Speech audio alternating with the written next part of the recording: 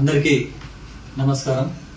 ఈరోజు మంచిర్యాల జిల్లా కేంద్రంలో శాతవాహన టీవీ తెలుగు సీఈఓగా బాధ్యతలు స్వీకరించడం జరిగింది. శాతవాహన టీవీ తెలుగు ముఖ్యంగా సామాన్య ప్రజలకు అండగా నిలవడానికి, సామాన్య ప్రజల సమస్యల పరిష్కారమే ధ్యేయంగా పనిచేయడమే లక్ష్యంగా ఈ ఛానల్ పనిచేస్తుందని ఈ సందర్భంగా మంచిర్యాల జిల్లా ప్రజలకు, రాష్ట్ర ప్రజలందరికీ కూడా తెలియజేస్తున్నాం. కేంద్ర ప్రభుత్వ ప్రచార సమాచార శాఖ ద్వారా అన్ని అనుమతులు ఈ ఛానల్ పొందడం జరిగింది.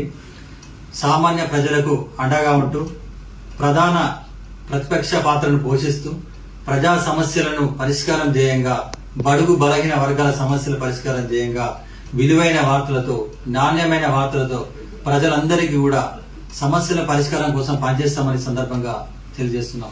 శాతవాహన టీవీ తెలుగు ద్వారా అన్ని రంగాలకు సంబంధించిన ముఖ్యమైన వార్తలను ఇవ్వడం జరుగుతుంది.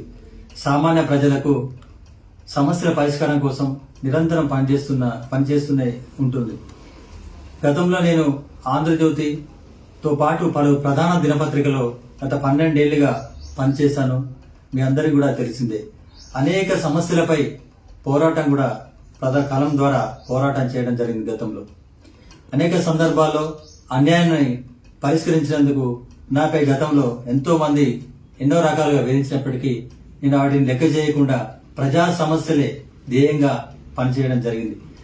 శాతవాహన టీవీ తెలుగు ద్వారా మీరందరూ కూడా ఆదరించి అందరూ కూడా సహాయ సహకారాలు అందించాలని మనస్ఫూర్తిగా కోరుకుంటూ